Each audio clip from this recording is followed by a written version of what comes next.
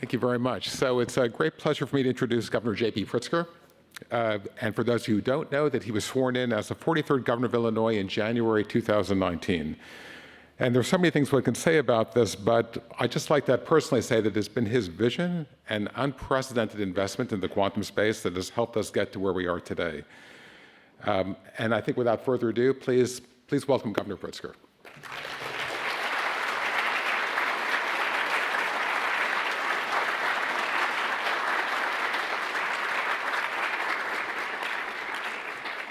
Well, good morning.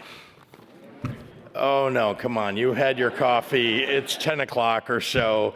Good morning. Good morning. Great to see everybody today, and thank you all for joining us for this 7th annual Chicago Quantum Summit. And it truly is an honor for me to be among some of the great minds who are creating the future of our quantum industry and the future of the nation as well as the world. First and foremost, I want to thank all the organizers here at the Chicago Quantum Exchange.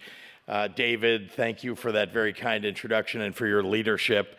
I want you to know that I'm following David around the world as we talk to some of the great quantum experts and promote the state of Illinois, the city of Chicago, the University of Chicago, Quantum Exchange, the Chicago Quantum Exchange, and so on. And I really appreciate your help and leadership. I also want to thank our hosts here at the University of Chicago and the many partners who have made this summit possible for each and every one of you.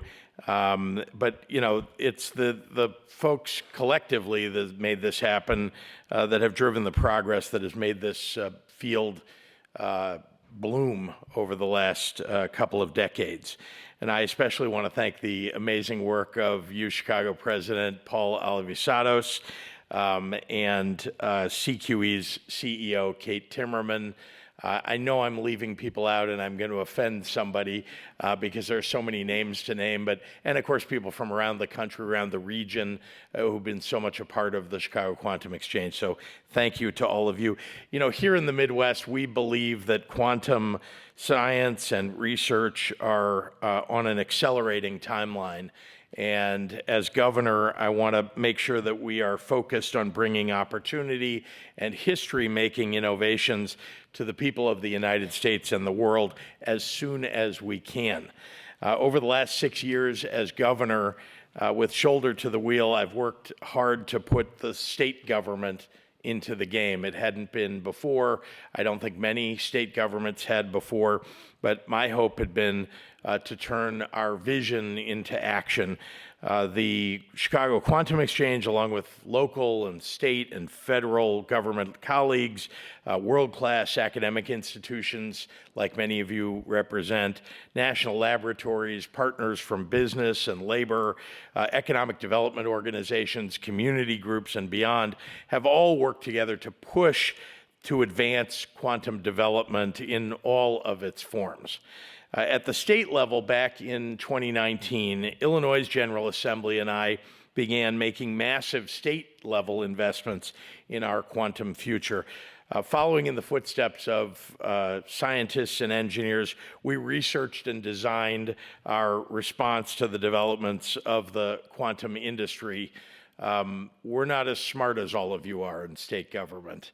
And so we've listened and tried very hard to make plans that felt like they were really a part of the ecosystem that you all are building. Maybe most important has been that listening to the need for deep coordination between government and academia and business to put our resources toward information and research sharing, market building, manufacturing, commercial applications, cybersecurity considerations, and so on. And rather than focus on any single university, company, laboratory, or agency, we have understood that we need to help grow the entire quantum ecosystem. So we set out to do just that, with an enormous amount of help from the Chicago Quantum Exchange and its members.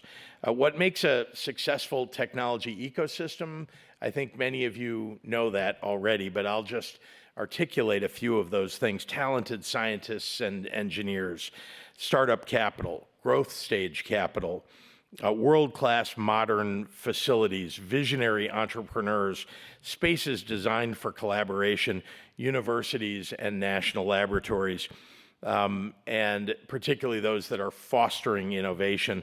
And of course, a government that's either directly supportive or getting the heck out of the way, because sometimes it's government that's standing in the way of progress.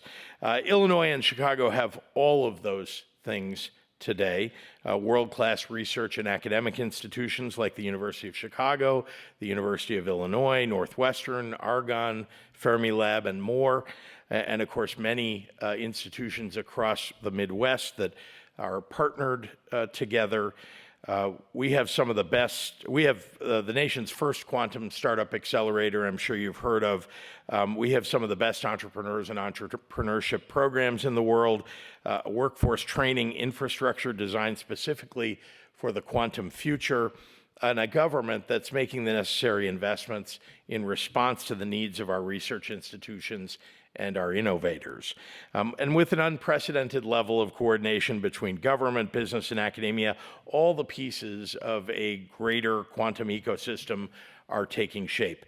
Just 3 months ago, we announced here in Illinois that the state would make a $500 million investment to create the nation's first independent quantum campus with the world's largest cryogenic facility. And that facility, development of that has been named the Illinois Quantum and Microelectronics Park. It's a hub bringing together quantum partners from around the world, Fortune 500 businesses and startups, government agencies, internationally renowned researchers and scientists, all working to advance quantum hardware and application development. It's a place where we believe innovation and commercialization will be the driving forces in the acceleration of quantum. Again, it's an addition to an already building ecosystem across the Midwest and across the country. DARPA has partnered with the state to provide early stage capital, together committing $280 million and creating a national proving ground for quantum technologies to test and evaluate quantum computing prototypes as part of a national benchmarking initiative. PsiQuantum, a company founded a decade ago with a photonics approach to large-scale fault-tolerant systems, intends to build the first U.S. utility-scale quantum computer right here in Chicago. The Midwest, as many of you know, is the second largest region of the country for Fortune 500 companies, and several of them have already made plans to become customers of, work with quantum developers that will locate at our IQMP campus. Our city and all of the great research institutions here are attracting capital and scientists and entrepreneurs from across the globe. My level of excitement and commitment to the contribution and continuation of our momentum can't be overstated. As governor, my priority is fostering growth and opportunity for our people, whether it's quantum or anything else. This industry, this ecosystem, and the many causes that will benefit from it have the potential to bring untold economic prosperity, tens of thousands of jobs and billions in private investment capital directly into our communities. And quantum will become one of the most transformative technologies that has ever been developed. With technological development at this scale and with this potential, I really can't help but be optimistic about what it will mean for the world. Throughout history, it is this level of investment and coordination that have yielded some of the most important scientific discoveries. 30 years ago, down the road at the University of Illinois, Urbana-Champaign, a group of students and researchers with funding and direction from the federal government made tremendous breakthroughs that gave birth back then to ubiquitous use of the internet. And with quantum computing, the opportunity and applications are even more amazingly groundbreaking. Impenetrable cybersecurity, biopharmaceutical cures for diseases, material designs for for batteries, new material at a nanoscale that previously took decades. Those developments, those could now occur in just months, and so much more that we think can come from this technology. You know better than I do. While that won't happen overnight, all of you have set the process in motion, committing yourselves to the slow grind of scientific progress through sustained, comprehensive research and development efforts. The beauty of science and our collective vision for a quantum ecosystem is that each breakthrough, however small, brings us just a little bit closer to the seismic advancements that can change everything. Now, I wouldn't be doing my job if I didn't make this pitch to you. So come to Illinois.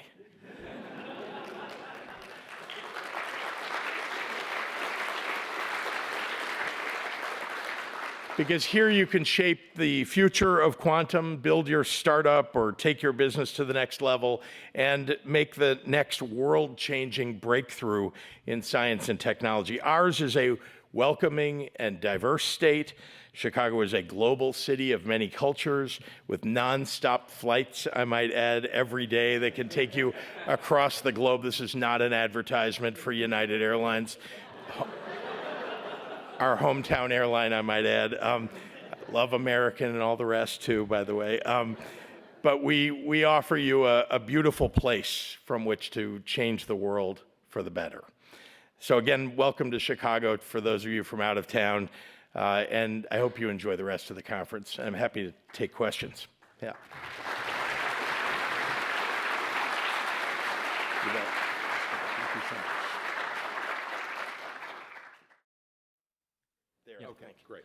Thank you. You make an appealing offer to move down from the north, but I'm wondering that given that the Chicago Quantum Exchange kind of spans state borders, does Illinois have plans to cooperate with other states in this endeavor? Oh yeah, and I should say, I mean, maybe I should have David give the advertisement here, but you know, the Chicago Quantum Exchange isn't just limited to the state of Illinois. I'm of course limited to the state of Illinois. But instead, you know, we're partnered. Chicago Quantum Exchange is partnered with Purdue and University of Wisconsin. I mean, we could talk about many institutions I think some of you represent. So, you know, and we're of course working here in Chicago with lots of companies from around the world, and many of them are either creating an outpost here because they need to physically be here. And I really believe in that sort of, I get remote work is hugely important, but there's a lot that happens in the startup world, in the scientific world, by just having, I mean, I'll use the word collisions in the hallways with people. And so we believe that Chicago Quantum Exchange and more broadly the ecosystem that we're creating here is attracting people because they want to be part of those collisions. And again, we're open and we're creating partnerships wherever we can find them. I don't think everything's going to happen here in Chicago, but all the best things will. So. Hi. If things go according to plan and everything works out, what does 20 years from now look like? What does quantum industry, in your mind, look like here? Well, let's start with there'll be some future governor who will take credit for all of it. I'm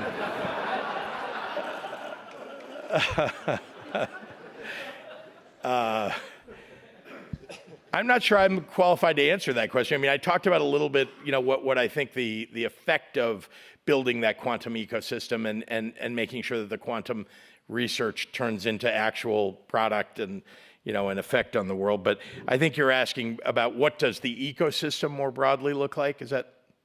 Sure. Yeah, economic impact. So, I mean, I believe that we are in the first inning of maybe a 9-inning. Maybe it goes into overtime. I don't think so, but we're in the first inning, in my view. I know many of you, you know, it's like someday people will say, well, you know, look at the overnight success that's occurred in quantum, but it's like a 20-year overnight success. And all of you are at the very front end. We want to be at the front end. I mean, Illinois, Chicago, University of Chicago, University of Illinois, and all the partners regionally and across the world. I mean, everybody wants to be first, and we all want to make it happen as fast as humanly possible. I believe that the economic effect, just speaking for the state of Illinois. The economic effect for the state of Illinois is the creation of tens of thousands of jobs.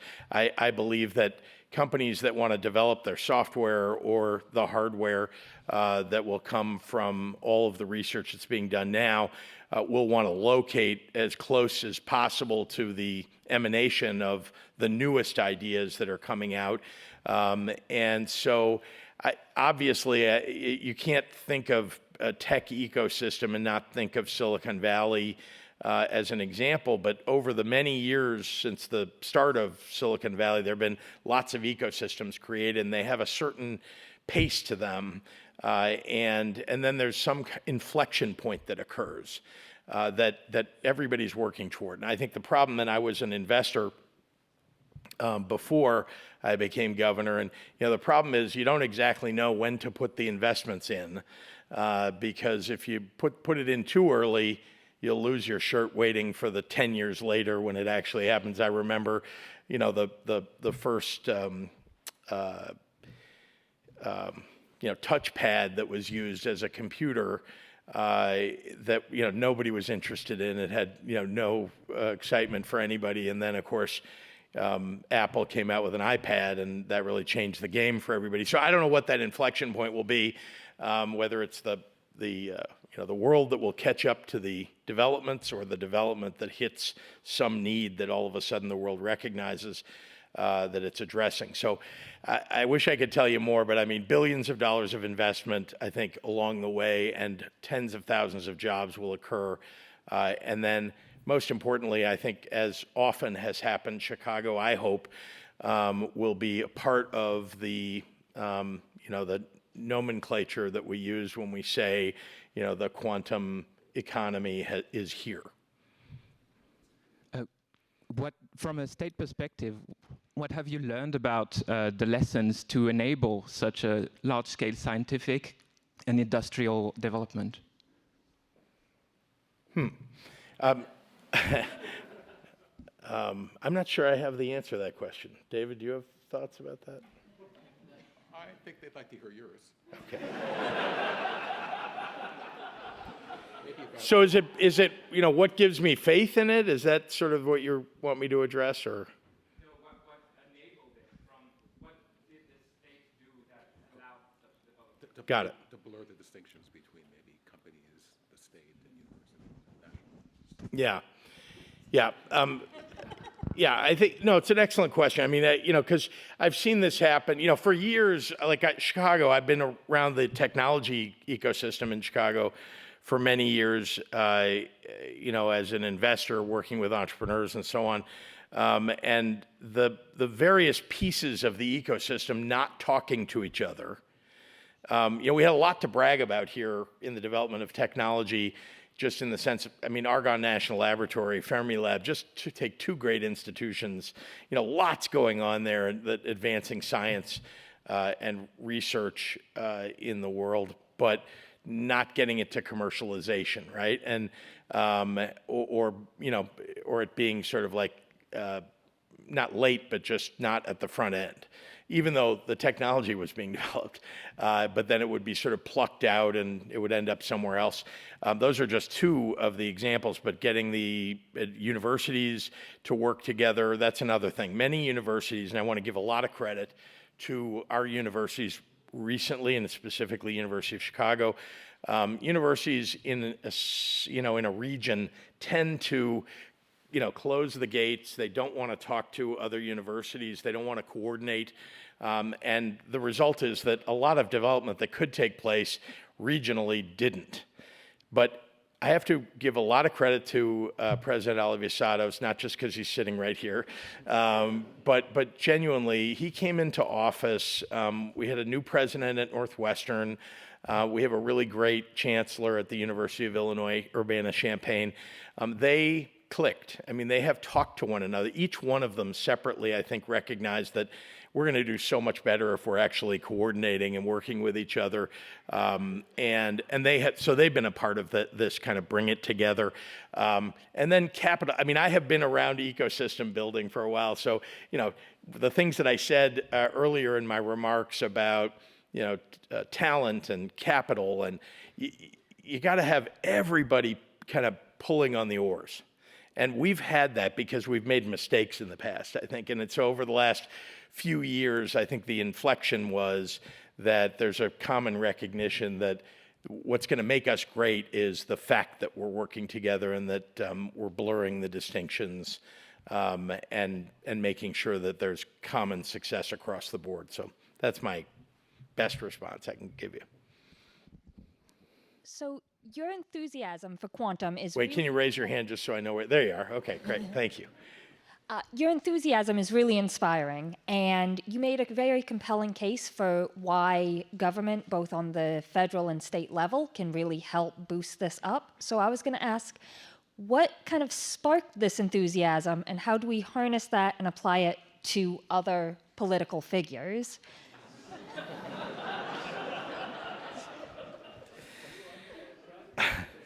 Well, some are unteachable.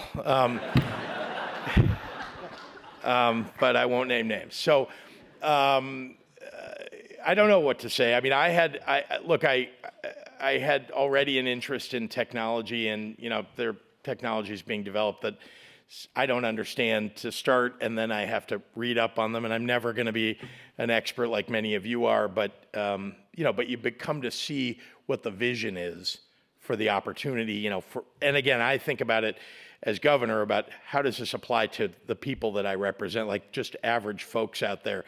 What is this going to do for them? What is this going to do broad? And it may be, by the way, there's nothing it does directly, but it does something really important indirectly, lifting up the whole economy, et cetera. But if you really want to know specifically, I already had somebody asked me this earlier this morning, so I have a ready answer for you.